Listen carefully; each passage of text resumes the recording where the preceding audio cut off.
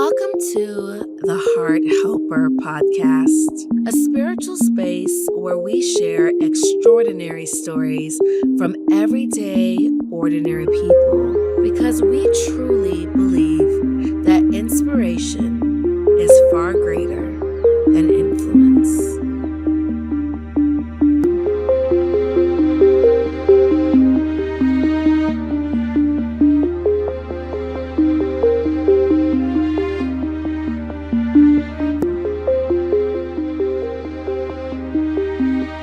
All right, guys, we are on episode 10 of the Heart Helper podcast. I am your host, Jody Smith, and I'm super excited. Today, I have Miss Brittany Patrice, and I follow her on Instagram. I read all her captions, see everything that she has going on, and something in my spirit was like, reach out to her because I want to hear her story. I want to see what she has going on. And she agreed to be a guest on the Heart Helper podcast for episode 10. She's an actress. She's a writer. She's a creative. She's a voice for the voiceless. And one thing that really had her stand out to me was she said that she's not an influencer. And I felt like I always say, we're looking for people that are inspiration. So we want to hear extraordinary stories from everyday, ordinary people. And I know you are an inspiration. So welcome, Miss Brittany Patrice. How are you? I'm well. Thank you for having me. No, thank you for being here. I can't wait to just chop it up with you, hear your story. So I'm glad that you're here. And we are actually both from Jacksonville. We both moved to Atlanta 2 years ago. How are you liking this Atlanta experience? I love Atlanta so much. I do too. It's so fast-paced here, but I love it. I do too. I love it. Don't like the traffic. Girl. The traffic's ridiculous. It's crazy. Ridiculous. Crazy. All times of the day. I don't understand. But we're both here. We're here for a reason. Exactly. Truly. Amen. So to get started, when I saw that you posted this, I was reading it and I was so touched. A lot of people often on social media, they only post everything that's pretty, everything that's pink. No one wants to talk about their pain. And I think it's because so many people are influencers. Everyone wants to be an influencer, but no one wants to be an inspiration. And I think the only way to be an inspiration is by living in your truth and not in your titles. So to start, I want to read your caption from a post that you made on September 10th for Suicide Prevention Month. And you said, "This was one of the last pictures that was taken of me before I tried to take my own life. I was out with friends and no one would have known I was depressed. November 22nd, 2010 was the day I decided it was over. I had so much built up and one last thing took me over the edge. I text my loved ones, I love them, sat on the balcony in my room and took bottles of pills, 3 bottles to be exact. The last thing is I didn't want to die. I just wanted the pain to stop. I wanted that part of my life to be over. I wanted that part of my life to end. I felt alone. I felt like no one would understand. I felt like a burden, but God." When I read that, I immediately sent you a message. Of course, I'm new to podcasting. We're only on episode 10. But when I read that, I got choked up because like I was telling you earlier off camera, I have had 2 loved ones pass away by way of suicide. So just to start, could you take me where you were at that time, November 22nd, 2010? Oh, yeah. I was just lonely.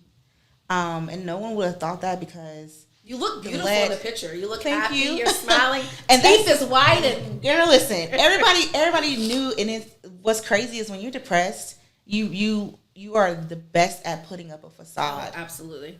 Because you don't want anybody to see what you're really going through. Absolutely. So that time I was lonely. Let anybody tell you I was popular, so yeah. I was surrounded by people, but I just felt lonely. Like no one just understood what I was going through. No one knew what I was going through. And did you not feel seen at that time? I didn't. Okay. I didn't feel seen. I didn't feel heard. And I just I felt like I was a burden. To everyone in your life, your friends, your family? To everyone. I felt like I just wasn't.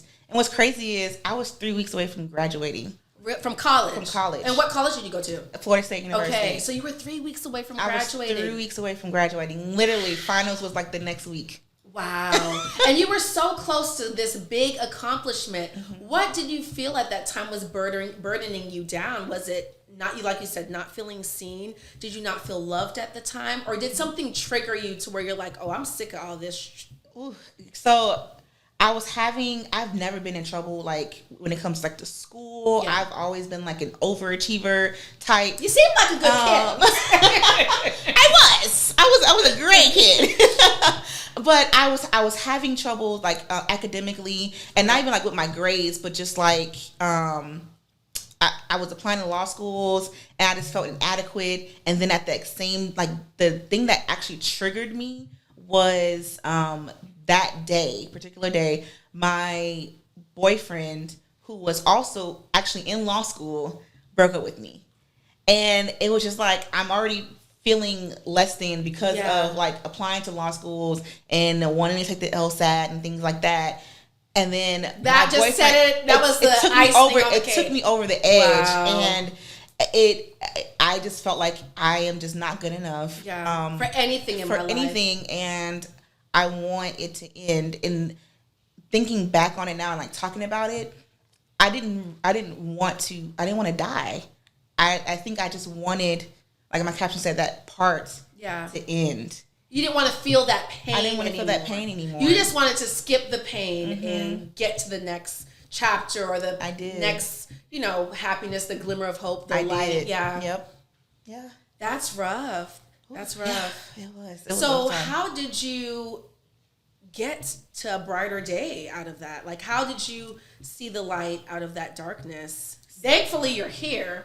Yes, and I know you said that you took the pills, and you text your well, before we even get into that, what did your family say when you sent that text message out? Because now that I'm a mother, if I received that from my son, I don't know, my heart would have dropped. Yeah. So I'm very careful with my words. Yeah. I've always been that way as a writer. It just happens. So I didn't say anything that was, like, very, like triggery. End it all. Yeah, it was just like, I love you type things. It wasn't anything like, thank you for being such a great mom. Yeah. You've always been, like, it was nothing like that. It was just like, hey mom, I love you. Just want to say I love you. And that's what I sent to all my family, my friends. It was like, hey. So they wouldn't have thought anything. And I didn't want them to. I didn't want them to worry. That's the crazy thing with suicide, because a lot of times you don't think that they're sad. Nope. Sometimes there's no signs. Nope. And that's why it's so shocking when someone kills themselves. It's like, I just saw them yesterday. We're happy we were out. Yes, absolutely.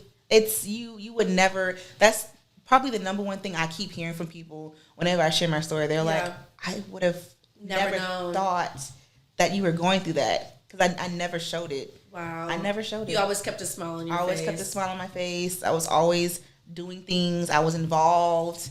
You would have never thought. Wow. You would have never thought. Yeah. So when you woke up the next morning, you're like, wait a second. So the pills didn't work. The pills did not work only because my roommate found me. My roommate found me. She came on my balcony. She had the instinct when I sent her a message just to come check on me. And so she found me on the balcony with the pill bottles. She called the ambulance. I went to the hospital. They pumped my stomach.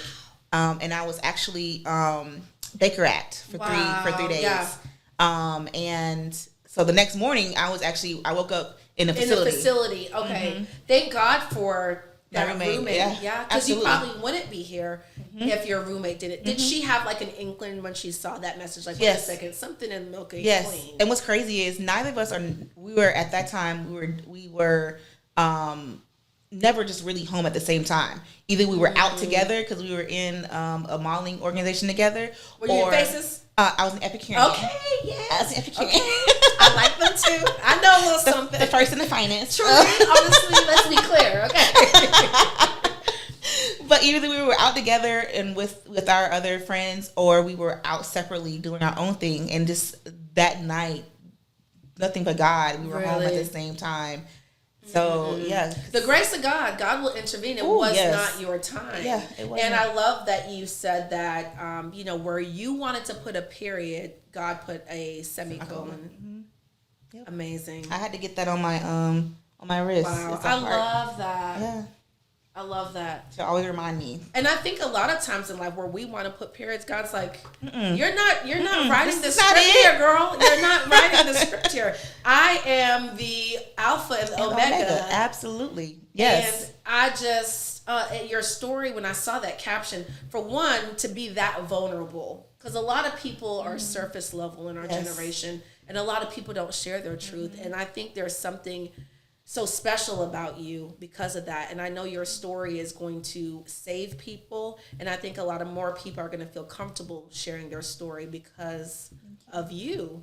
So when you woke up in the mental health facility, were you like, the hell? What did I do? I was scared. I was scared because I was like, how did I get here? And when I first got there, I will never forget the guy who checked me in. He was like, they have to make sure that you won't harm yourself anymore. So they make sure that, your bra doesn't have wire. I had a hoodie on. They had to take the string out of the hoodie just to make sure everything was okay. And the guy there, and I quote him, and I remember like it happened yesterday. He said, "Dang, why all the crazy ones got to be fine?" And so when I woke up, he was fired because, sir, you should not be working in this type of facility. Thank you. This is not your calling. It's not. This is literally not your calling. It's not. And it made me feel worse. Wow. It made me feel worse. I bet. So the next morning, at that time you didn't feel crazy. I didn't. You weren't crazy. You were going through something significant. And your feelings were real, and your feelings were valid. They were, and I just. It made me feel worse. Wow. It made me feel worse. So the next morning when I woke up, I was just like, "Am I crazy?" No, you're not. I'm like, I really tried to do that, and it's just like, what people don't understand about suicide is that a lot of people who attempt it aren't doing it selfishly. Yeah, we do it because we're honestly thinking about others and don't want to be a burden to people around us or to the world, and so. Me thinking I was crazy was like, well, Brittany, you should be grateful for everything that's around you. And it's just like I had to really self-evaluate my feelings and everything that was around me, and like really take inventory of the people that were making me feel that way, because it wasn't everyone.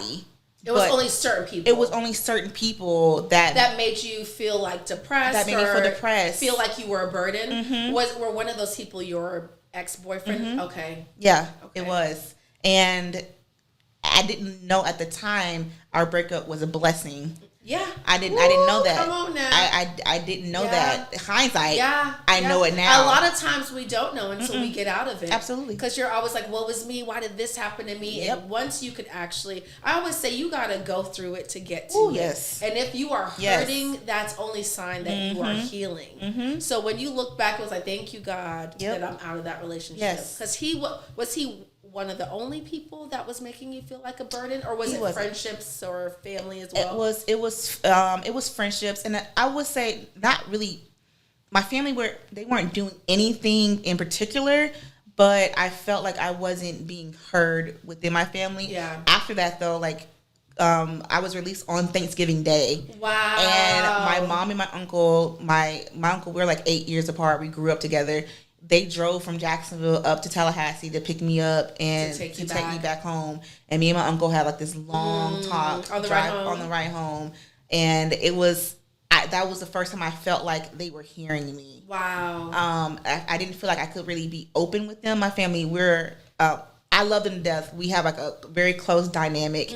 My grandparents are like my parents. My mom was like my sister. My uncles are like my brothers. So we had that close dynamic, but I felt like if I tried to explain to them, typical Black family, You're not depressed. Yeah, you ain't depressed. Stop saying that. What are you depressed about? Like, you have everything good going for you. Like, and I didn't think I could explain to them my feelings and be heard with that. But that was the first time I felt heard. Like, he just listened. Wow. He just listened, and I I felt it. I was like, okay, you're actually listening. You're actually listening You're to actually me. listening to me. Yeah. Coming from a Jamaican household, similar. Like, you're not depressed. Don't say that you're depressed. There's no such thing as therapy. There's no such thing. You better not tell no one your business, or if you are going through something. Because my mom's like, oh no, they're going to talk about you. I am your mother. I'm your best friend. You don't tell anyone your business. You call me. Yep. So a lot of times, I think many of us grow up where you kind of bottle everything in. And you don't want to tell anyone what you're going through, or if you're depressed, or if you're hurting. That's why I think a lot of times suicide is an option for people, because it's like, you know what? I got too much bottled up inside of me. And I think that's the way to, some people feel that that's the way to pour it out. Absolutely. That's the way to pour it out. I know the American Foundation of Suicide Prevention says on average there are 132 suicides per day. So we know that your roommate saved you and got you the help that you needed, so you were not one of these 132 people.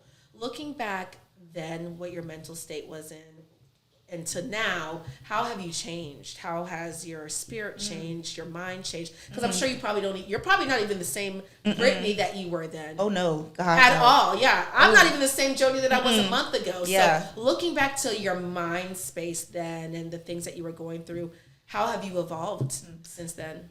I'm a much better communicator now. I communicate my feelings a lot more with like my loved ones when I feel distant, or because depression is not something you see on the outside. And like I do occasionally get seasonal depression. And so I think many people do. Some people can't recognize it. I don't watch certain things on TV. Girl, me neither. The news? No, absolutely not. A war coming, absolutely not. Someone would have to text me like, "Hey, did you get stuff for what?" There's a war. I would not know. I don't follow the shade room. Yeah. I have to eliminate certain things. Absolutely, because it's triggering. Yes. You have to be mindful of not only what you eat, but what you watch, what you listen to, because all of those things can link. They can make you depressed. They really can. Yeah. And then to add in like social media too. Oh yeah. The people you follow can actually add into that as well. That's why I started sharing my story and being just more vulnerable on social media. I love that. Because thank you. They need to give you an award. Honestly. I mean, I'll accept it. Instagram. She needs an award. Because you see all the cookie cutter stuff all the time. It's and I'm just like, well, I love this side of your family. I love this side of you. What's real? Yeah, what's real? Yeah. And so I want to get back to the real. Please. I need things that I could feel. So when I saw that caption, I felt it. I love things that I could feel deeply. Me too. Love that. Me too. Love that. Absolutely. So I'm a totally different person than I was back then. I don't when things start to bother me, I first seek God. I go to God and I ask him, guide me through this. What do I need to learn from this? What am I feeling? Because I think back then I was afraid of emotions. I was afraid of feeling certain things. January. So I'm a Capricorn. My son's a Capricorn. Okay. I love to know people's birthdays. Okay. Carry on. So like I was afraid of feelings, and I just didn't want to feel certain things. Now I welcome them, because I feel like certain feelings you just have to explore in order to get over it. Yeah. Pain. You have to go through it in order to get over it. So I'm a totally different person than I was back then. Yeah. So I know you mentioned God. Did you have a strong relationship with God back then? Yes. Okay. And that's another reason why people are like, I would have never thought. I was so involved in the church. Really? I went to Jacob Chapel. I was there almost every day of the week. I was in the choir. I was on the dance team. I was on the step team. Wow. I was there 3 services on Sunday and on Wednesday service. Like I was there all the time. Wow. All the time. So you would have never thought that I would have thought about something like that, especially having such a strong connection to the church. But just because we have a strong connection to the church doesn't mean you have a strong connection to God. Yeah, that's true. I was involved at church, but was my relationship with God there like I needed it to be? And I don't think at that time it wasn't.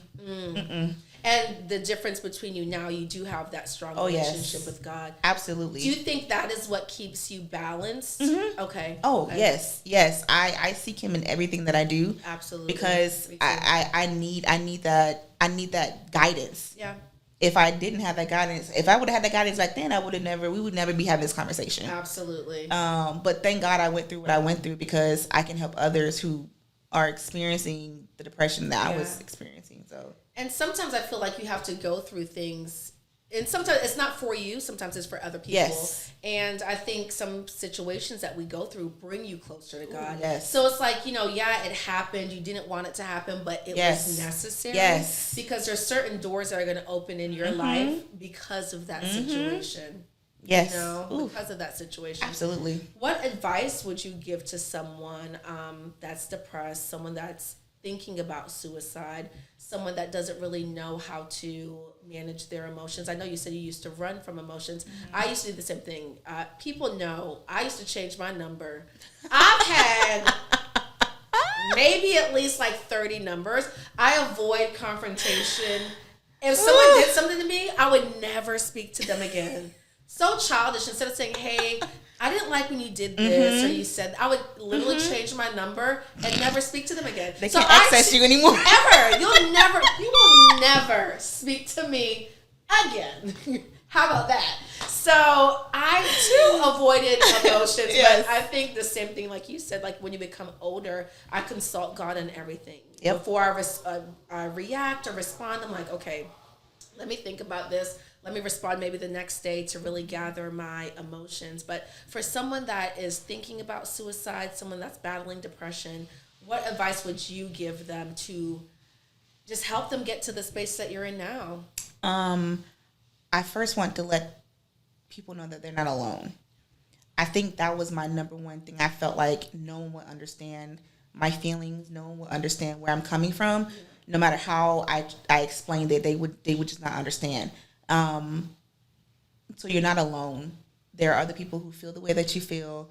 There are people who have been where you felt. So you're not alone.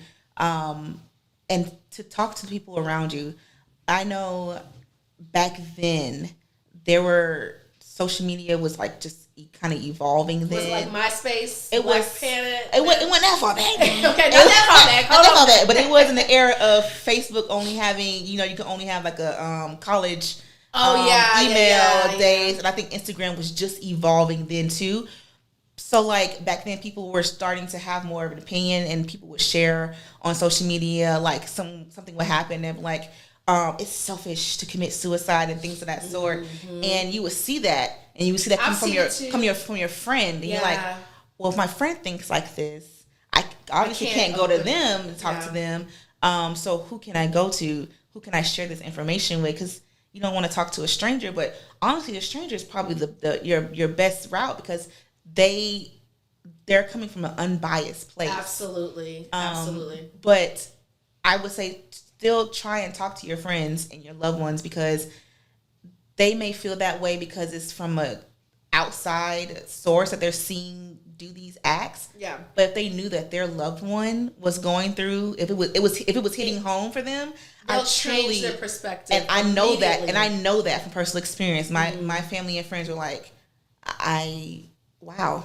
They would have never known. They would have never known. And they like their mindset literally changed because I opened up to them about my situation. So you're not alone. Yes, find someone to talk to. Please find someone to talk to. Please, there's so many resources to talk to people if you can't talk to somebody within your own circle. And this may sound cliche, but I wouldn't be obedient if I didn't say this. Please talk to God. Please pray. Yes. Please open up and even if it's, I had a thing with you can't talk to God a certain way. Baby, God wants to hear you in all. Even if you're just like, why God? Yeah. Even if you're questioning Him, you're talking to Him. Yeah. That's God is a friend. God is a friend. God is a friend. God is a friend. Yeah. Talk to Him like you were as if you would a friend. Exactly. Absolutely. Even if you don't have to get on your knees. You don't have to do all the pandering. Sometimes you can just be like, listen, God, I'm going through it. Yeah. I am going through it. I'm hurting. I am hurting. Yeah. What is this? Like, why are you making me go through this? Like, talk to Him. Absolutely. And I guarantee you, your spirit will start to feel Him. Yeah. Your spirit will start to feel Him. I agree. So those are my suggestions. If my inbox is always open, I love talking to people. Like, and I will put her Instagram handles in the podcast description. Yes. I think talking to God is always a number one in every area of your life. I had a friend, she's like, well, she'll call me and she's like, can you pray for me? She's like, I don't know how to pray. I was like, the same way that you just called me and you asked me to pray for you, or the same way that we talk on the phone, God wants to have that same relationship with you. And God knows you better than I know you, than your mom knows you. God knows how you are. Yep. So there's nothing that you could say wrong in a prayer. God knows your heart, and God wants to hear your heart. Yep. And I think anytime you try to hide that, you're thinking too deeply into it. Yes, absolutely. I always tell people as well, number one, go to God. Go to God. Do you feel at that time that you were giving people the opportunity to get to know you or to help you? Because I know sometimes it's like, you know, you feel like people don't understand you. And I know, just speaking for myself, I don't think I give people the opportunity to know me on a deep level. So when you said, like, I don't feel like anyone understands, I felt like that too before in my life. But I'm like, I didn't give anyone the opportunity to understand me. Because I kept it so surface level. Do you feel like you did the same during the... Absolutely. Okay. Absolutely. I've definitely become way more vulnerable than I was back then. Oh, I hate being vulnerable. I hate it. I ain't gonna hold you. I hate it. But when I feel an inkling, I'm like, okay, I gotta be vulnerable. Yeah. With the right people. Hello? Because that's important. Because story, a little small story about the suicide situation. My roommate, love a good story. And my roommate, when she found me on the balcony, she called one of my other good friends, and she came over. They both were there for me throughout the entire facility, being at the facility for 3 days. They came and visited me there. I thought they were 10 toes down. A few months later, I was like talking to this guy. I already knew him. We decided to kind of explore to see where it was going to go. Yeah, dating. And college, you know, just a little bit. I mean, we were together for 3.5 years later, but wow, that turned into something big. But her and him used to work together. So him doing his due diligence was like, let me ask my friend about her friend to see, there's any red flags. I think we all do it. Everyone does it. Yeah, we all do it. If you know them, like, hey, give me the tea. Exactly. So absolutely. I had no issue with that. My issue was she told him my story. And then called me crazy. She said she's crazy. She tried to commit suicide. And this is the one that found you. This was the one, not the one that found me, but her friend that she called to come and make sure that, everything was good. So it hurt because this was a close friend of mine. To call someone crazy that's battling depression, that attempted to commit suicide, that's such a low. It was so low. That's a different type of low. It was so low. And then to share my story with someone that you weren't ready to do I that wasn't yet ready to do him. that with. Of course not. It was heartbreaking. But thankfully he wasn't the type to like. He was understanding. He was very receptive. He was like, hey, I wanna share this with you.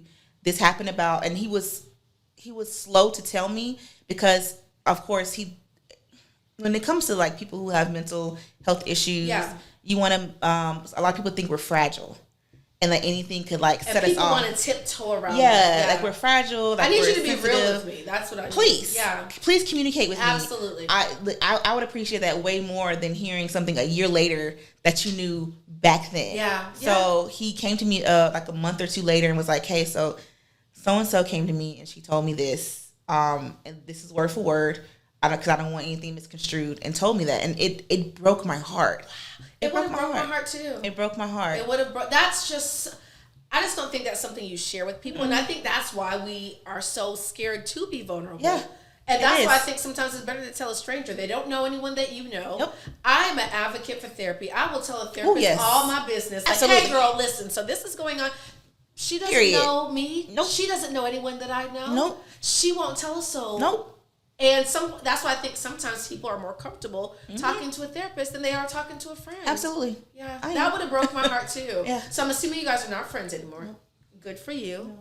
You got to know when to Boundaries. cut the cord. Yes. Yeah. You got to know when to cut the cord. Absolutely. Did you say something to her about it? I did. Okay, good. And that was part of my healing process because a part of me didn't want to, because I didn't want the confrontation. I didn't want the feelings that came with it. Right. I just didn't want it. Yeah. But I was like, if you're gonna heal, Brittany, you have to face it head on. Yeah. And I wasn't mad. I was hurt. Yeah. And there's a difference in that communication as well. And that's why, like, I think my whole suicide attempt really taught me how to manage my feelings as well, because I don't go with things initially with like I'm mad or I'm angry. You don't lead with emotion. Yeah. Okay. I make sure that I'm in the right headspace. Leading with emotions, I always say anyone that leads with their emotions is dangerous. Oh, yes. In any setting, whether it's work, friendship, yes. if you lead with your emotions, you can really ruin yourself. You really can. You can really ruin yourself. You really can. Or you can ruin somebody else. Exactly. Because what you say out of your mouth, you can't take it back. Exactly. You can't take it back. So when I went to her, letting her know that she really hurt me as my friend. And I went with her with love. And I told her, I loved her. And that's why it hurt so much. Yeah. But we can't be friends anymore. I wish you well. Yeah, I really wish you well. And I wish the best for you. I really, truly do. But that hurt me to my core. Yeah. And I can't allow that energy, especially in my healing process, to be around me. So, you did the right thing. Mm-hmm. You did the right thing. To share something that's that intimate. Mm-hmm. You did the right. And God will expose who's meant to be in your life and who's not meant to be in your life. I've been praying now for the grace and the strength to accept God's will for my life. Because sometimes it's like, no, I wanted to keep this person here. And God's like, girl, no. Let it go. They're not going with you to the next chapter. Let it go. Yeah, gotta let it go. Oh, yeah. Well, I thank you for that. So let's get to a lighter, positive, fun note. You are an actress extraordinaire, and I follow you on Instagram. I read all your captions, obviously, and I recently saw that you got signed with an agency, or you got an agent. Am I correct? Okay. Yes, I did. How is that process? How do you find an agent? How do you find an agency? And first, rewind it.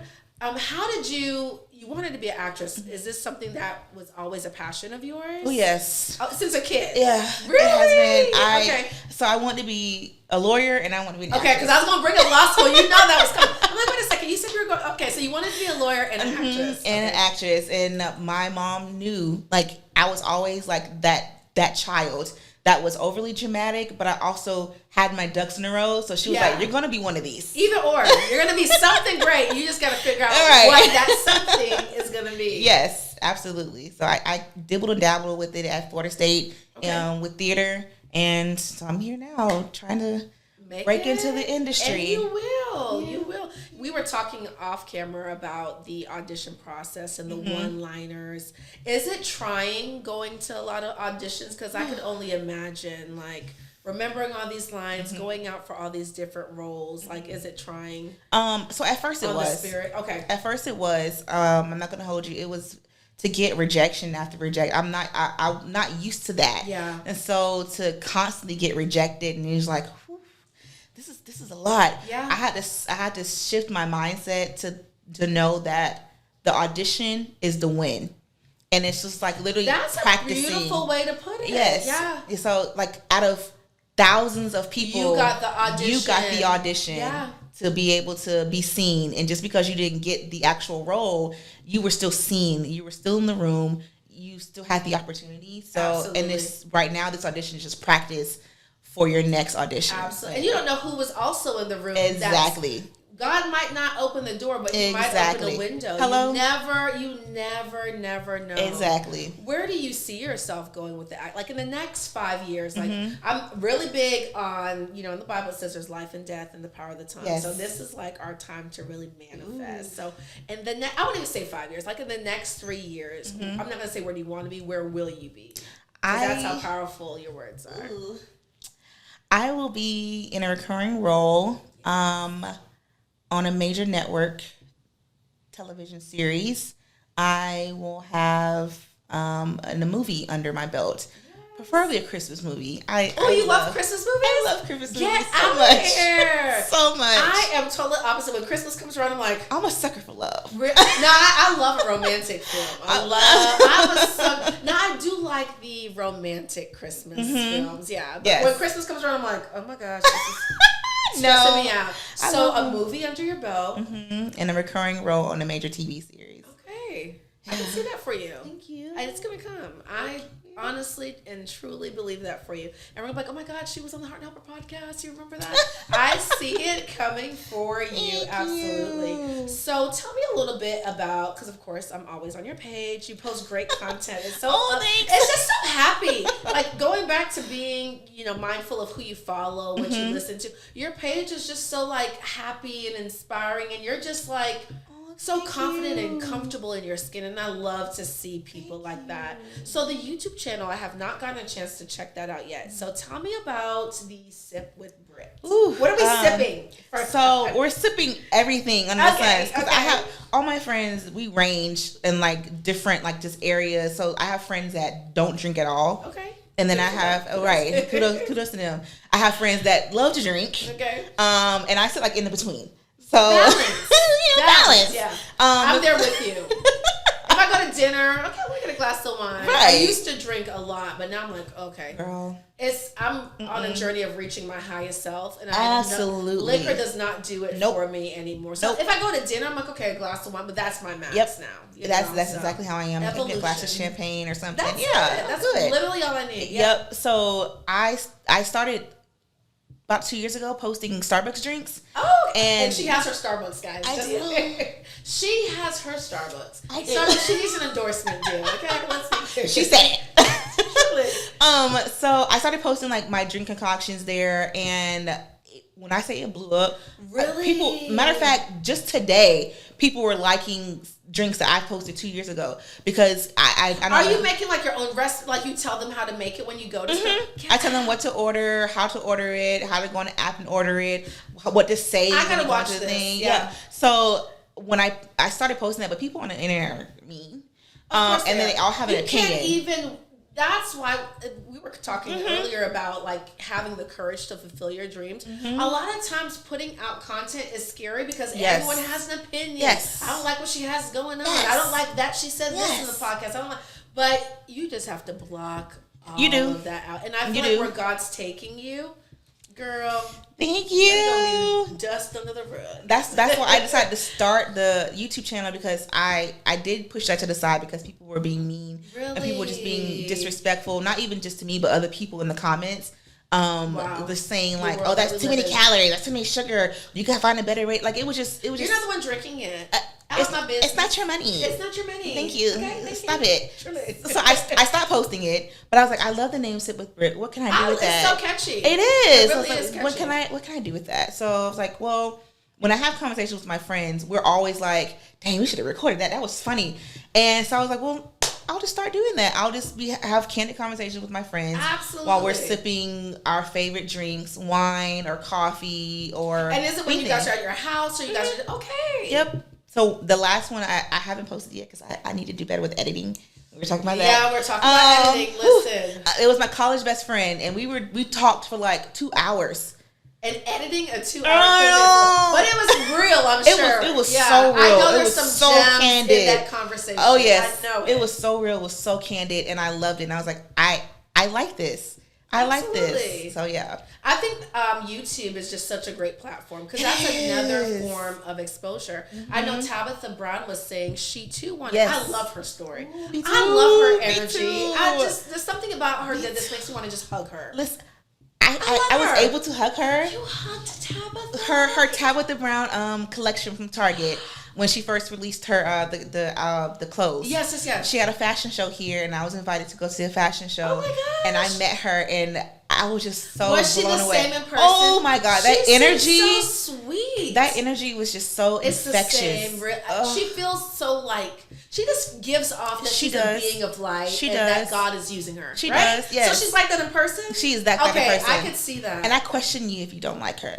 Yeah, no. How could you not? People don't like overly like positive people. That's crazy. And I'm just like, what? Wow. I think it's the generation that we live in. Even when I'm at work, they're like, "Oh my God, Jody's so positive." I am. What do you want me to be negative? There's so much darkness in the world. You should be thinking that I'm positive and giving you something to hug onto. Thank you. Because there's so much hate Thank in the you. world. Oh my goodness. Thank you. So Tabitha was good. Oh, my gosh, I love her. Yes. I love her. Me too. So, going back to my whole point, talking about Tabitha, we right. obviously love you. But I know she was saying that she wanted to be an actress. I know she said she moved from North Carolina to LA. Yep.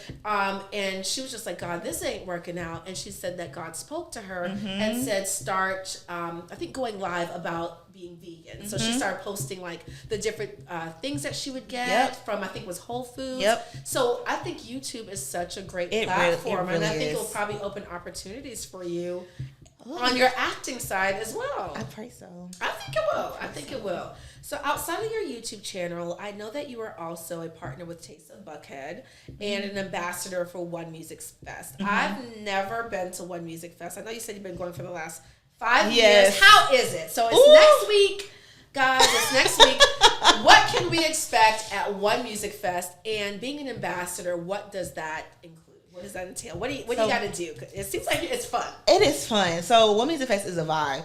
It's a whole experience. I'm so a vibe. It's a vibe. It's a vibe. It's a listen. You see so many. It's the people out there. It's just I've never had an unfriendly encounter with anybody out there. Even though it's a lot of people, it's just like, I don't know, we all come there just to have fun. It's a good time. And I think music really does that for people. It really gets us together. So I think that environment really helps. So it's a positive space. Absolutely. Okay. Absolutely.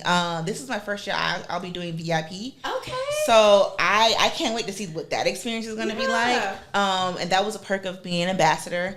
That's so cool. I love that. Isn't it though? You post that, I'm like, okay, ambassador, extraordinaire. I was listen.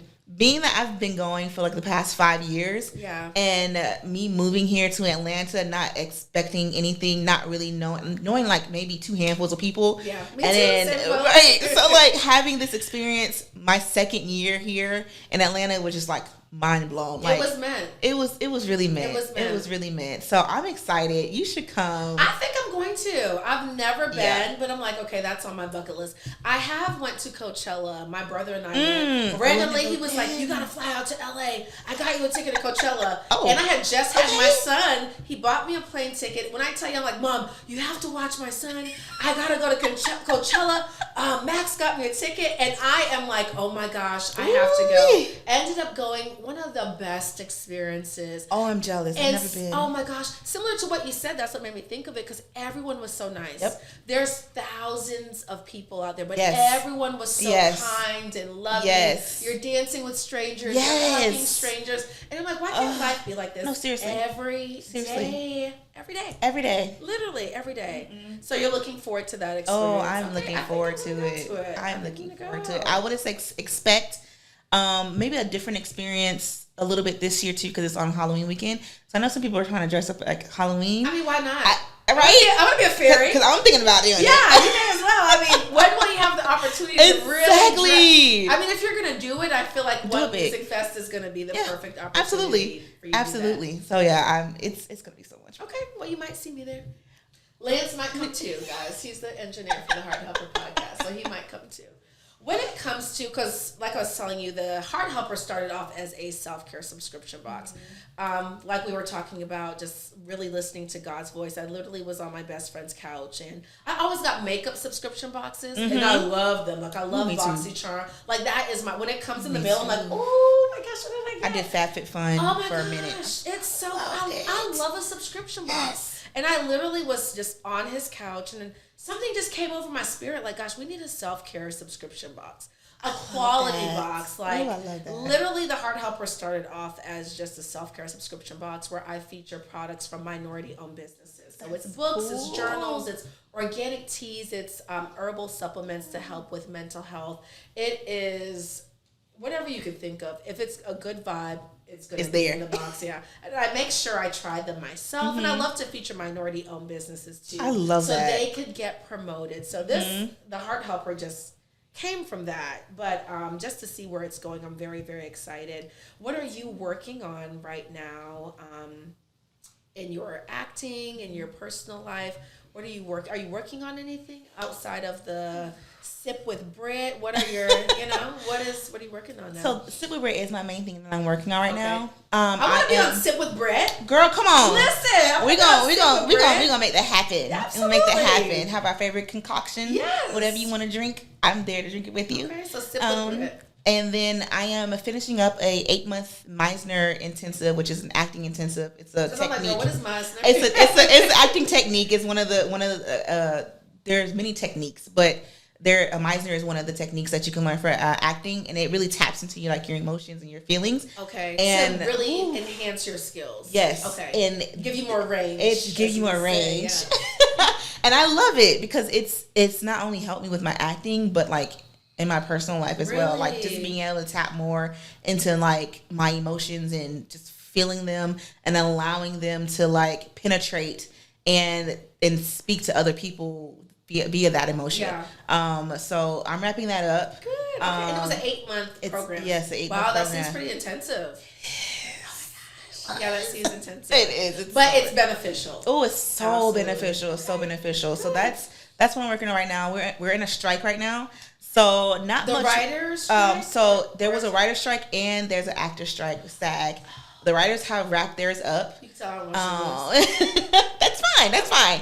Educate me, please. Thank you. So the actors right now, we're trying to do some negotiations with the high up execs. Okay. So there have been pretty much no work besides short films and indie films. Really? Things that aren't SAG related. Is it because there's no writers?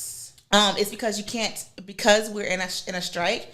They suggest that you not work on anything that's what they call struck, which means anything that's SAG related, because we don't want to work for people who we want us to pay or to give us what we want. So you working for them and doing projects for them, it's not beneficial. It's not making a difference. Yeah. Is the strike in reference to pay? It's equality. What is for all, literally all of that, for equality, for pay, for also AI is becoming a big thing right now. It is. And ChatGPT. Yes, and I'm scared it's gonna raise my son. Listen, that part, and I'm terrified. As an actress, it's scary because they can use your likeness, but they don't want to pay you for it. So it's just So that's where the strike. I need to be paid. Yeah, absolutely. And I love ChatGPT. For too. Work purposes. Me too. Let me run my email through here real quick. Me too. So I definitely love, but ChatGPT has hindered this particular industry. Yeah. Okay. That, and it's streaming networks being paid for streaming after your show has aired on its actual network, then going to streaming, but becoming popular right now. That happens a lot. The Parkers, that's happened too. I know Monique was saying that I don't think she was being paid. That's crazy. So that's crazy. Just trying to negotiate. So that's where it's referencing from. Yeah. It's just the lack of pay. Okay. Yeah. Well, so that's fair because I need my money. Hello. So hopefully that wraps up so we can start getting back into production. But hopefully it wraps up on a positive note for us as actors, because a lot of people, they hear you're on strike and they're like, y'all are actors, y'all get paid. There's only 1% of people who are wealthy in this industry. Wow. And those are the Sandra Bullocks and the Jamie Foxxes and stuff like that. They're not really worried about this. Yeah, they're paid. Yeah. But it's us that are up and coming actors, us that have smaller roles in TV shows and stuff that need this in order to survive. Absolutely. So, absolutely.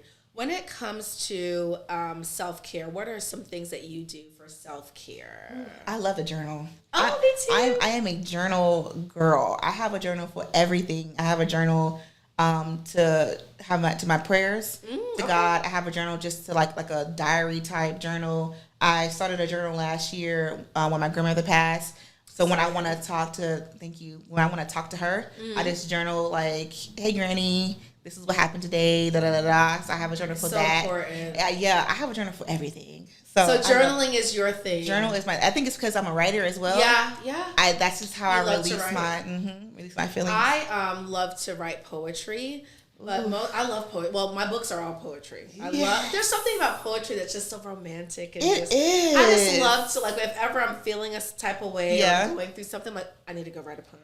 I love it. When my son goes to sleep, I'm like, let me go write some poetry. Oh, I love it. But now I've been grounding, or what they call earthing, and just going outside of my backyard barefoot. And when I tell you, I've been sleeping. I've seen your videos. Girl, I've been sleeping so good. Really? I'm telling you, friend, just try it. Literally, if you have a space, just go out there for 30 minutes and just put your feet in, like, on the ground, just barefoot. Okay. I've been sleeping so well, but self-care is so important to me. It is so important. It's so important. Yes. It is, like, at the top of my, like, to-do list. Like, absolutely. I can't go without me self-care. neither. I can't. Me neither. The simplest things, from tea to going to the gym to earthing to it's so taking important. a simple walk around your block. It's important. self-care. Yeah, you need it. Yeah, you definitely need it. Absolutely. Do you think that's helped you throughout the years? Yes, absolutely. I started a journal, and I was just like, oh wow, like being able to, like, release, like, literally I felt it from, like, the top of my head down to my feet. Like, I felt the burdens that's being released when I start to write, and I'm just like, oh wow. And it's relieving too to be able to go back to your journals. I'm like, I've come this far. Yeah. When I go back and read some of my poetry, I'm like, especially the poems from college, I'm like, oh my gosh, I can't believe I was feeling like that. I know. I cannot believe I was feeling like that. But it's great to reflect on, you know, where I've been, and then looking at where I am now. God. It's such a journey. It's such a journey. Yeah, it's such a journey. You think being in Atlanta, do you think that has increased your faith in God? Ooh, absolutely. So when I was in Jacksonville, I had a strong relationship with God, but Did you go to church there? I did. I went to Bethel. Okay, Bethel Baptist. Bethel Baptist. I've been to Bethel. Shout out to Rudolph McKenzie. But when I moved here, literally the process to moving here was nothing but God ordained. Yeah. I had for a few years I wanted to move to Atlanta, but I was just not afraid really, but, like, hesitant on moving away from home. It's scary. Yeah, it was scary. Like, the furthest I went was Tallahassee because I went to college. And that was only 2 hours. That was 2 hours, you know? I was in Tallahassee for a little bit. That's a hop, jump, and a skip away. So I was like, okay, bet, I can do this. But coming to a different city as an adult was like, whew. Yeah. So I held it off. But then when I finally had it was literally put in my spirit, I was like, I want to move to Atlanta. I'm going to make this happen. Yeah. I was going to leave my job to come here, and my job literally had an opening. I saw it that same day. Look at God. And I was like, you had the same day where you had the thought, like, hey, I want to move to Atlanta. Yes, the same thought. I saw it on our Slack channel. I was like, you have an office in Atlanta? Sign me up. Okay. I applied, got the interview, got the position, and within, like, a month's time span, like, I was here. And I was just like, that was nothing but God ordained. Absolutely. Nothing but God ordained. And everything from that moment, from me meeting people, like, almost immediately. Everything aligned. I started being invited to places like the Tabitha Brown fashion show. Girl, I wish I would have been invited to see Tabitha Brown. Listen, just things just started aligning. I'm just like, God, I hear you. I was obedient, and now I'm living in the fruits of that obedience. Literally, even being an OMF ambassador, One Music Fest ambassador, I feel like that was because I'm here. That's the only reason why I'm able to. Yeah. When it comes to being obedient to God, what does that look like to you? I know for me, and the reason I asked if you feel like moving here increased your faith, because I feel like it did for me. Because when I got here, now I finally found a church home. I go to the Faith Center in Tupper, Georgia.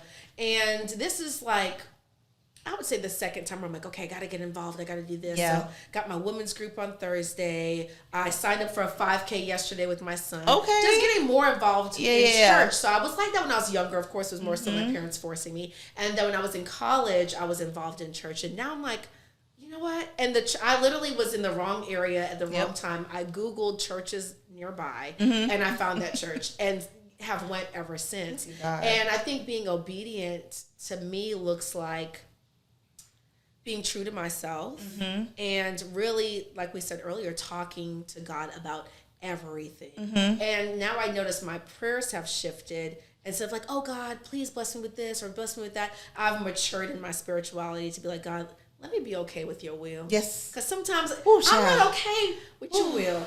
But being obedient too is just following my spirit. And I find myself trying to live less in myself and more in spirit. Ooh. So, and that's taken me a while to do. Because, you know, as you get older, you want to live for yourself. Everyone's caught up in ego. Yes. But I'm like, what does my life look like living more in my spirit? And sometimes it's, volunteering. Sometimes it's giving to the homeless. Sometimes it's like, hey, turn your phone off, spend time with your son, spend time with me. Yes. And a lot of times now it's like, hey, let's not listen to that trap music that we listen to every morning. Let's go ahead and put on Joel and the little TV chicks and switch it up a bit. So now I allow myself to be more still, and I enjoy being alone so I can hear God. Sometimes I know some people love to always be around a group of people. It makes me anxious. Me too. Ooh, it makes me anxious. I'm like, how do they do this all the time? Me too. You know when you go home, you take off your skin, you're like, oh God, alone. Thank you. I get that when I get in the car. I'm like, oh my God, yeah. I'm in the car now. I'm away from people. You could be yourself when you're like, So sometimes you have to be alone and be quiet to be able to hear. What does being obedient to God look like to you? Being obedient to God, to me, I've learned is being open to the impossible. I know sometimes we are afraid when we hear certain things or want to pursue certain things. We're like, I can't do that, or those thoughts start kicking in. Me? Like, I can't do that. You want me to start a YouTube channel? You want me to talk? Yeah. This is different. Because I'm a writer, I'm a scripted person. I like to have it. Yeah. Give me a teleprompter so I can read it. And see, I'm a wing it type of person. See, I'm not that. I am not a wing it. What? That's a Capricorn in you. No, it is. Like that. It is. He's like, Mom, you said we're going to church at this time. I'm like, calm down. Yes. We're going to 12 o'clock service tonight. Okay? Woke up a little late. Shoot. Don't get that up. Listen. Yes, I'm a. What are we going to discuss? Yeah. I have something to read, and people are surprised by that because they're like, well, you want to be an actress? It's scripted. Yeah. It's scripted. And I have no doubt I know my lines. Actress. Yeah. I know my stuff now. I know my lines. But like talking like off book is just it was very scary to me. Really? Very, very scary.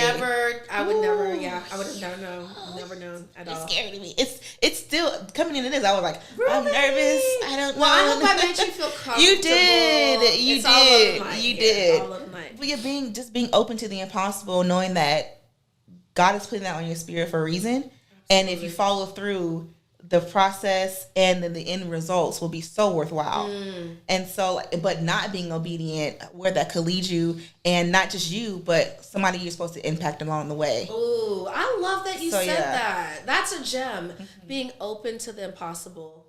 I think Maya Angelou said it, like, when you're running your race, like, some people are not going to be able to start until you actually start. Someone's waiting for you to hand them the baton. And if you don't ever run, they're not going to get the baton. So I love that you said that. You could be holding somebody else. Absolutely. I love that you said that. Absolutely. I love that you said that. I don't even want to think about not being obedient. Okay. I don't have the time for that in my life no longer. And don't. Okay. I have no time for that any longer. And do not. I'm scared. No, ma'am. No, truly.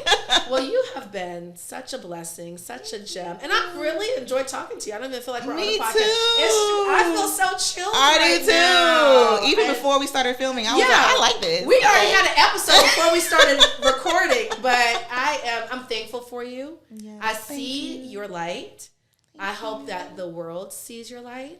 Thank you. I'm glad that you decided to keep your light here on earth, to shine it. I think God has beautiful and blessed things for you. That's why you're here. And that chapter didn't end years before. But that's just the closed chapter. I think you have so many more beautiful chapters to write. And I'm so thankful that you are here. Thank you so much for having me. Thank you for being obedient and starting this podcast. Oh, listen, because you are reaching them. You're going to reach the masses. I'm claiming it. Yeah, I am. Yes, absolutely. I would say you are. Absolutely. You're gonna change lives. I promise you on that. You changed my life just sitting here, literally being open to doing something new. So absolutely, thank you. Absolutely. And I'm going to be sure to put your sip with Britt. I'm going to put her social media handles. Please call her. Well, not call her. I don't want y'all calling her on Instagram. Don't do that. Don't call me, but no, don't message me. Message her And again, you guys have support. If you guys are having suicidal thoughts, reach out to her, reach out to me, email me. I'll put all of that in the podcast description. But know that you guys are loved. Know that you guys have someone here that will respond back to you. Someone cares for you. Someone loves you, and you are valuable. If you weren't valuable, you wouldn't be here. So much love, much light. Thank you so much to Miss Brittany Patrice for being on the Heart Helper Podcast, episode 10. I can't believe we're on episode 10. Woo! Yeah, we did it. Yes. Yes. Thank you guys so much. Until next time.